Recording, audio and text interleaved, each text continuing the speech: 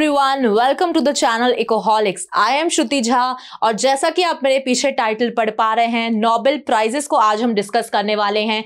Recently धीरे धीरे जो है वो एक एक डायरेक्शन में या फिर एक एक एरिया में जो है वो नोबेल प्राइज का जो है वो रिजल्ट सामने आया है और अभी रिसेंटली आज ही जो है वो इकोनॉमिक्स के जो नोबेल प्राइज हैं वो डिक्लेयर हो चुके हैं। तो अब ऑल इन वन पूरी की पूरी 6 कैटेगरीज में नोबेल प्राइज विनर्स जो है वो हमारे सामने है। तो चलिए देखते हैं।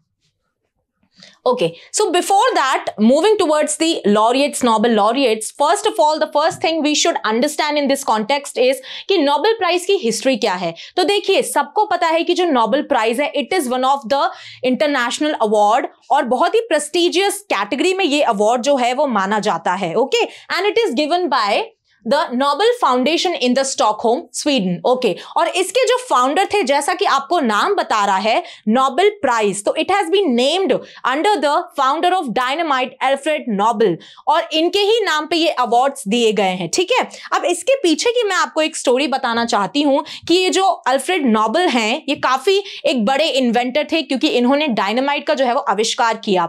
अब जब इन्होंने बनाया, ये बॉम्ब बनाया, तो इनके पास काफी पैसा आया, काफी लोगों ने इनसे कांटेक्ट किया क्योंकि everyone wants to be powerful. तो उस टाइम पे डायनामाइट का होना, जब इन्होंने उसका आविष्कार किया था, उस टाइम पे होना ही बहुत बड़ी बात थी। तो हर एक कंट्री को, हर एक ऑर्गेनाइजेशन को जो है वो डायनामाइट का जो है वो चाहिए था कि किस तरीके से इन्होंने डेवलप किया, क्या प्रोसेस इन्होंने अपनाई। तो उसके लिए काफी बड़ा अमाउंट है, बहुत सारा पैसा जो है वो इनको दिया गया और ये काफी रिच जो है वो पर्सनालिटी उस टाइम के बन चुके थे। और रिसेंटली उसके बाद ही जो है वो एक खबर जो है वो उड़ गई कि इनकी जो है वो डेथ हो चुकी है। बट सर्टेनली इनकी डेथ नहीं होती है, इनके ब्रदर की डेथ हुई होती है। और जब न्यूज़पेपर में ये न्यूज देखते हैं that the inventor of bomb has died, इस तरीके की जब ये न्यूज देखते हैं तो इनको काफी दुख होता है। इनको लगता है कि अच्छा, मेरे जाने के बाद जो लोग हैं वो मुझे इस तरीके से याद करेंगे, तो ये इनको जो है वो एक्सेप्टेड नहीं था। और इसीलिए इन्होंने सोचा कि जितनी भी पूंजी मैंने कमाई है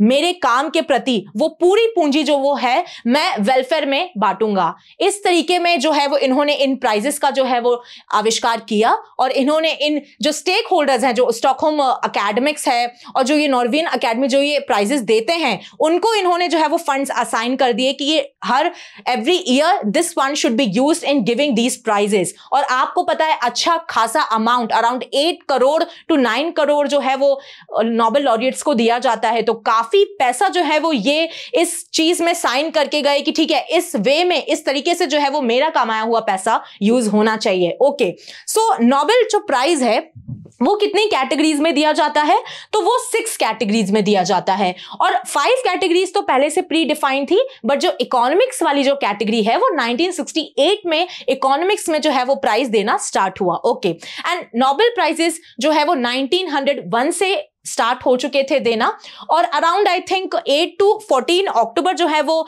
विनर्स जो है वो अनाउंस कर दिए जाते हैं। बट ये जो प्राइज है वो दिया जाता है 10th दिसंबर को। Okay, so each prize consist of a medal, a personal diploma and a cash award. जो मैंने आपको बताया कि अराउंड 8 करोड़ जो है वो उसकी इंडियन रुपीज में अगर हम बात करें तो वैल्यू होती है। Okay, categories, Nobel will specify that the prizes should be awarded in the field of, मैंने आपको बताया, फिजिक्स, केमिस्ट्री, मेडिसिन, इसको जो है हम फिजियोलॉजी भी बोलते हैं। बायोलॉजी एक तरीके से डिफाइंड नहीं है बट फिजियोलॉजी जो है वो ये टॉपिक डिफाइंड है। Okay, literature and peace. Sixth prize for economic sciences was later added in 1968 by the Swedish Central Bank in the memory of Nobel. Okay, तो आपको पता है फर्स्ट अवार्ड्स जो है मैंने आपको बताया कि 1901 10th दिसंबर 1901 जो है उस टाइम पे ये जो है अवार्ड देना स्टार्ट हुए थे। ओके, सो अब हम देख रहे हैं इंडिविजुअली इन कैटेगरीज में किस किस को अवार्ड मिला है। तो फर्स्ट, सबसे पहले हम देखेंगे केमिस्ट्री। केमिस्ट्री में किसको सब अवार्ड दिया गया है, तो देखिए डेविड बेकर को दिया गया है और David baker, Demis Hassabis and John jumper. तो आखिर इनका क्या कंट्रीब्यूशन रहा, किस काम की वजह से इनको ये अवार्ड दिया गया है। जो तो इनको जो है वो दिया गया है award computational protein design and the structure of proteins के लिए। इस हेडिंग के अंडर जो है वो इनको अवार्ड दिया गया है। सबसे पहले डेविड बेकर का अगर हम कंट्रीब्यूशन देखें तो इन्होंने ऐसी मेथड्स को डिजाइन किया है जो प्रोटीन को बनाने में मददगार हैं, और ऐसे प्रोटीन्स जो अभी इजाद भी नहीं हुए हैं, जो हमारे नेचर में एग्जिस्ट भी नहीं करते हैं, ऐसे प्रोटीन्स को भी डिजाइन करने में वो मेथड्स जो हैं वो सक्सेसफुल हैं। तो डेफिनेटली इट्स अ माइलस्टोन। और जो डेमिस हेसाबिस और जॉन जंपर हैं, इन्होंने नए नए प्रोटीन्स का जो है वो स्ट्रक्चर किस तरीके से होगा, अल्फा फोल्ड करके एक एआई टूल इन्होंने बनाया है जो ये सारे प्रोटीन्स का स्ट्रक्चर जो है वो बताएगा। ठीक है, ओके। सो ये आपको पता होना चाहिए। दो चीजें आपको मेन पता होना चाहिए कि सबसे पहले तो कौन से नोबेल लॉरिएट्स हैं, केमिस्ट्री में किन किन को अवार्ड मिला है, तो आपको तीनों के नाम पता होना चाहिए। दूसरी चीज, ये जो अवार्ड है वो कौन सी ऑर्गेनाइजेशन देती है, तो स्वीडिश अकेडमी देती है। ओके, एंड नेक्स्ट, ये भी कभी कभी आ जाता है क्वेश्चन कि इनको किस एरिया के अंडर अवार्ड मिला है, तो आपको पता होना चाहिए कि कंप्यूटेशनल प्रोटीन डिजाइन के कंटेक्स्ट में इनको अवार्ड मिला है। आप उन तीनों की फोटोज यहां पर देख सकते हैं। Okay, next, now we move on to the Nobel prize in medicine. तो देखिए, मेडिसिन में अब हम देख रहे हैं, मेडिसिन या फिजियोलॉजी, आप दोनों में से बोल सकते हो कि इन दोनों कंटेक्स्ट में अवार्ड दिया जाता है। तो ये मिला है विक्टर अम्ब्रोस और गैरी रुफ्किन को। What for discovery of micro RNA. तो जैसा कि आपको पता है कि आरएनए, राइबो न्यूक्लिक एसिड जो होता है, कहीं ना कहीं हमारे प्रोटीन से रिलेटेड होता है, राइट। अब देखिए, जो हमारा डीएनए होता है, डीऑक्सी राइबो न्यूक्लिक एसिड, जो हमारा डीएनए होता है, किस तरीके से एक ऑर्गेनिज्म जो है वो बिहेव करेगा, ठीक है, जो लाइफ है उसकी रहेगी, और क्या कैरेक्टर्स उसके होंगे, उसकी आवाज कैसी होगी, उसका दिखावा कैसा होगा, वो सब हमारा डीएनए डिसाइड करता है। ओके, अब डीएनए जो फर्दर है वो एमआरएनए में कन्वर्ट होता है। उस प्रोसेस को आप बोलते हो transcription, which is messenger RNA. फिर ये एमआरएनए जो है वो फर्दर प्रोटीन बनाता है। ठीक है, आपको पता है कि प्रोटीन जो है, protein are the building blocks of our body. ठीक है, अगर प्रोटीन हमारी बॉडी में नहीं होगा तो किसी भी तरीके से हमारी ग्रोथ नहीं हो पाएगी। इसलिए जो है आपको पता है, अगर मसल्स बनाना है, आज जो हम जिम का कल्चर देखते हैं, तो protein is very important in that context, क्योंकि अगर आपको अपनी बॉडी में किसी भी तरह का अगर वेरिएशन लाना है, आपको ग्रो करना है, तो आपको प्रोटीन की जरूरत पड़ती है। ओके, सो देखते हैं, micro RNA is a fundamental principle governing how gene activity is regulated. It is very important. Gene activity is somewhat related to DNA only, right?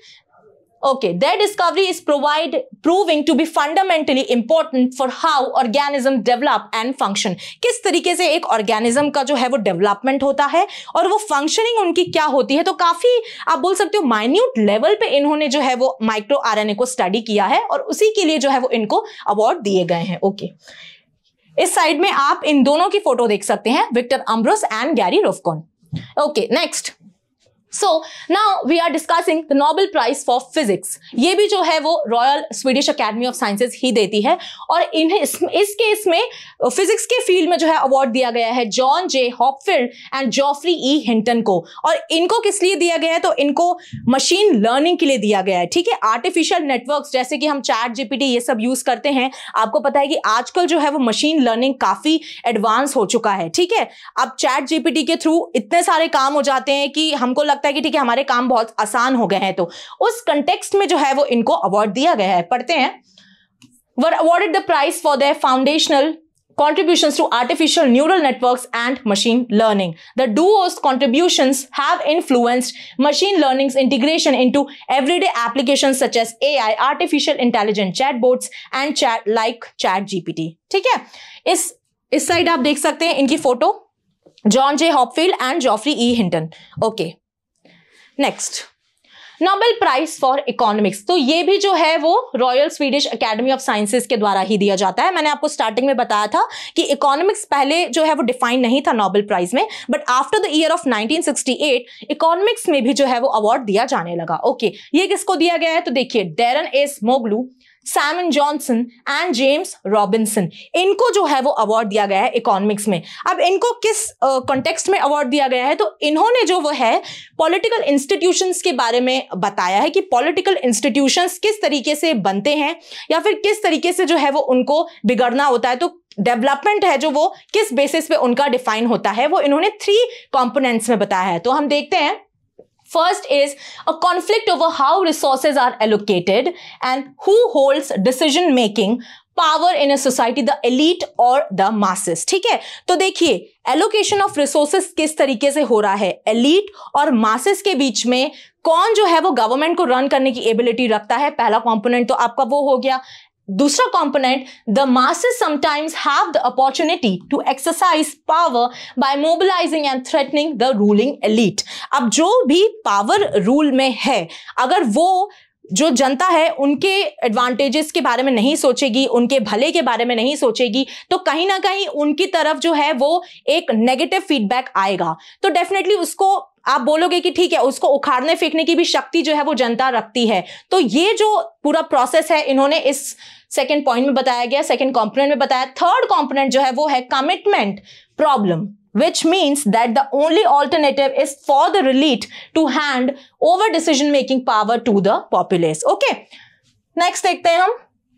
ठीक है, नोबेल प्राइज फॉर पीस। तो piece का जो Nobel prize है वो बहुत लोगों की नजर होती है कि नोबेल जो प्राइज है वो पीस की कैटेगरी में किसको दिया जा रहा है। तो इस बार जो है वो एक जापानीज ऑर्गेनाइजेशन को दिया गया है, और जो न्यूक्लियर वेपन्स हैं उनको यूज ना करने के लिए जो है वो दिया गया है कि इन्होंने काफी ऐसे स्टेप्स उठाए हैं कि पूरे वर्ल्ड में जो न्यूक्लियर वेपन्स है उसका यूसेज बिल्कुल निल हो सके। ओके, देखते हैं जापानीज ऑर्गेनाइजेशन निहोन हिंदाक्यो। अब इसको प्रोनाउंसिएशन में आप कुछ भी बोल सकते हो। So this is the name of the Japanese organisation जिनको नोबेल पीस ऑफ प्राइज मिला है। Okay, for its efforts to achieve a world free of nuclear weapons, right. So इस केस में इनको, इस कॉन्टेक्स्ट में इनको जो है वो ये प्राइज दिया गया है।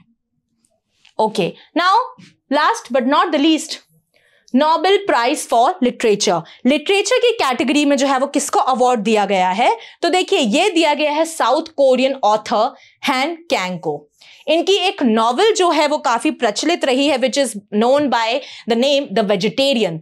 तो उस नॉवेल के लिए जो है वो इनको ये अवार्ड दिया गया है लिटरेचर के केस में, और उसमें उन्होंने बताया है कि एक ऑर्गेनिज्म या फिर जो एक ह्यूमन होता है, एक इंडिविजुअल होता है, उसकी सराउंडिंग्स या उसके फैमिली, उसके रिलेटिव्स, उसके फ्रेंड्स किस तरीके से उसकी ओवरऑल ऑटोनॉमी को अफेक्ट करते हैं। ठीक है, मैं आपको पूरी नॉवेल का तो नहीं बता सकती, बट एक हाँ ब्रीफ ओवरव्यू दे सकती हूँ कि उसमें जो भी कैरेक्टर हैं उनको जो है वो काफ़ी नॉनवेज से एक एलर्जी होती है, या फिर उनको लेटर ऑन पसंद नहीं आता है कि उनको नॉनवेज खाना पड़े, बट उनको अपने फैमिली, रिलेटिव्स और फ्रेंड्स के चक्कर में जो है वो नॉनवेज खाना पड़ता है। तो ये एक तरीके का जो है आप बोल सकते प्लॉट है उस नॉवेल का।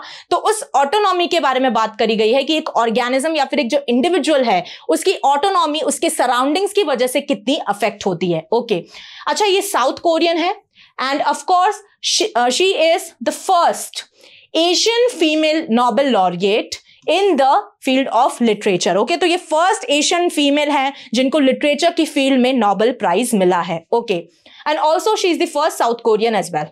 ठीक है, so she has been awarded intense poetic prose that explores historical traumas and the fragility of life।